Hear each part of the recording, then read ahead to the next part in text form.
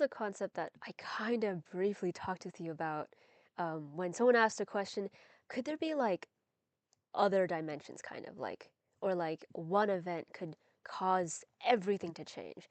And we kind of briefly had this moment where we were like, when you look at determinism, not quite.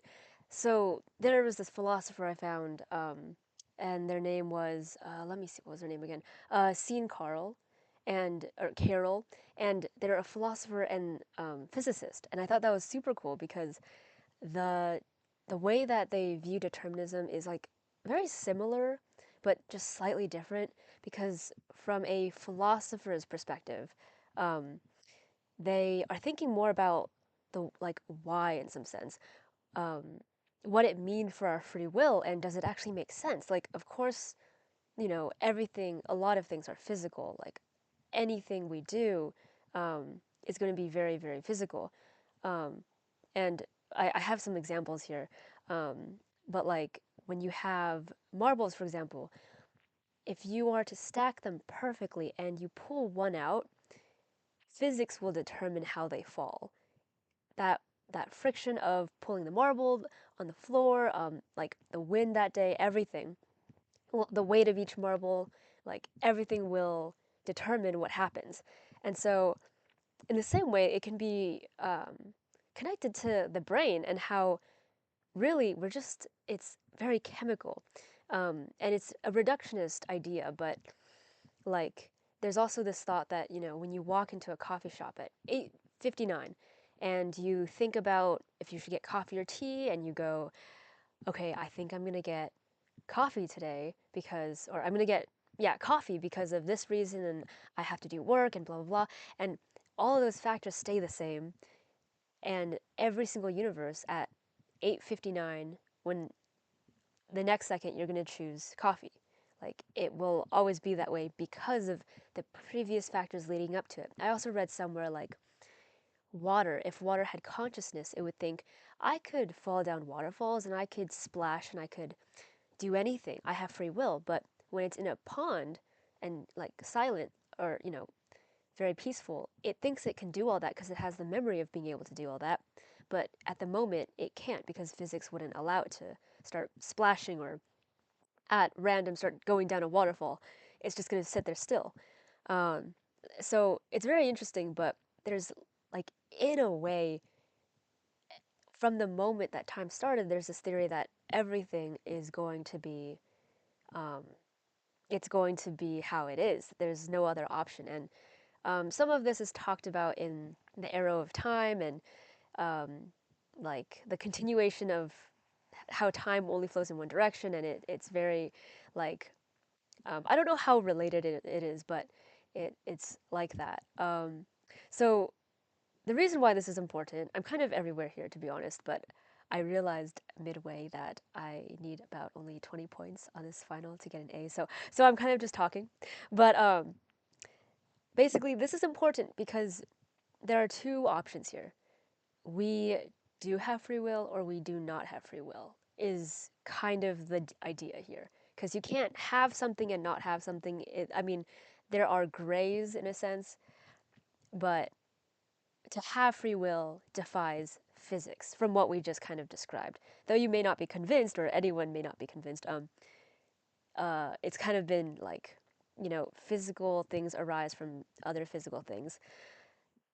And the exception that we found is consciousness. But, anyways, so why this is important. Essentially, like, it's important to know. So I wrote at the top here, I found this kind of funny, but whether or not we have free will or not, it doesn't actually matter because we're going to keep acting in our lives as if we do. Because the moment we start thinking, well, I don't have free will, I don't have choices, that is, itself is a choice, and you still have to make decisions in order for other things to happen. You can't have a fried egg if you don't decide to crack it. Like, you have to still act as if you have free will, even if in reality it's kind of predetermined from the moment everything started. Um, so this is kind of like humongous in a way. And so I kind of, yeah, so let's see. Right, as I had noted here, if determinism is true, which determinism is true. We do not have choice in some notion of the word choice. We could not have done differently. We do not have free will. And so the question is, free will has, in a way, been disproven. Um, if we don't have free will, why do we feel so free? Um, and so when we looked at other things, we've kind of found this really cool thing called poetic naturalism. And this is also by that guy named Carl, Sean Carl.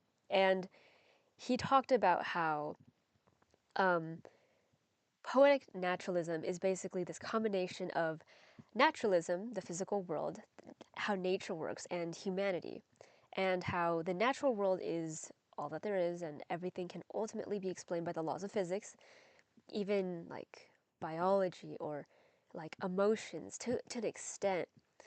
If we think about it sometimes, like an emotion is from chemistry in the brain to an extent. There's some more to it, perhaps. That's debated, but there's chemistry in the brain that is explained by biology, and biology is explained by physics.